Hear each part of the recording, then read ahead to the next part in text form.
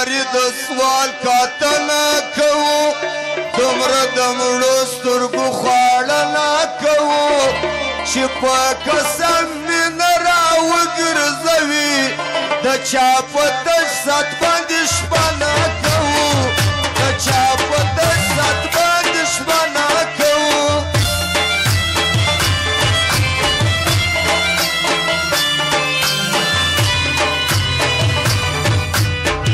د سپین مړوند په خوب ونه دی عادت دا ستا ملنګ پر پلنګ نه دی عادت ستا د تودې غېږې خوب نه پېژني د سرکو شونډو په بنګ نه دی عادت د سرکو شونډو په بنګ نه دی عادت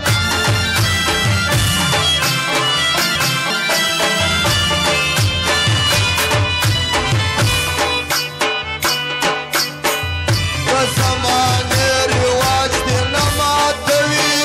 د خلکو مخ ته دې ما نه یادوي په یا رښتیا پر ما میل دې خلکو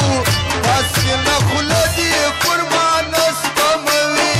دا سپینه خوله دې پر ما نه سپموي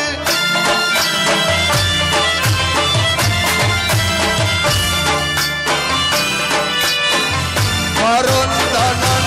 د سبا په تمه زه کښېنولی یم اشنا په تمه په یا در ډکوله تږی تېر کړم ژوندون مې تېر سو د بیا بیا په تمه ژوندون مې تېر سو د بیا بیا په تمه او فرمایش د عبدالباري خان دی چې د نوټو خونه یې وکړي ډېر تشکر او د حاجي احمد الله او د نعمت تبشیر او د حاجي عبدالعلي هم خاص فرمایش دی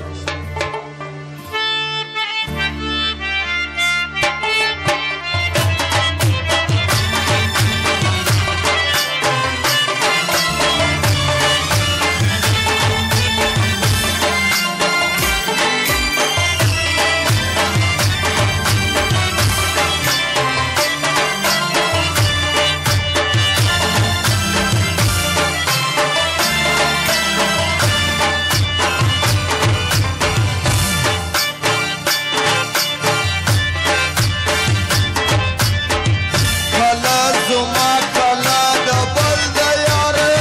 دا ستا یارې تخ د کابل د یارې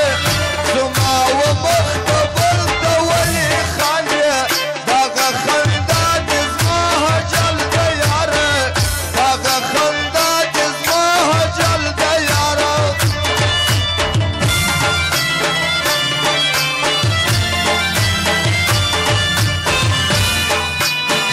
ناصروي بلا دې واخلم یارې کله راځې بلا دې واخلم یارې اسیره کې په سوځوم چې وایم کله راځې بلا دې واخلم یاره کله راځې بلا دې واخلم یاره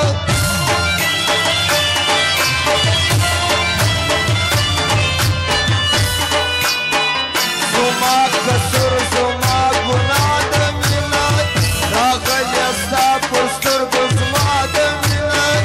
د درېدلي زړه چاره راوکړه اوس کا روا کنه روا د مینت اوس کا روا کنه روا د مینت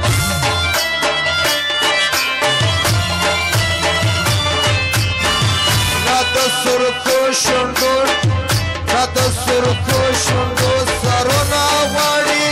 نه ستا په زلفو کې ټالونه غواړي دا ستا میل دومره ساده میل دي کشکې د سترګو دې دننه غواړي کشکې د سترګو دې دننه غواړي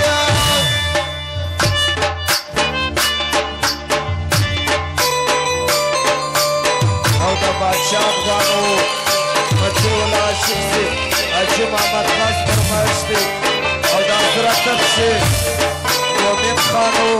نصر ښایسته دغه فرمایش او د عبدالله صاحب خاص فرمایش دی ولري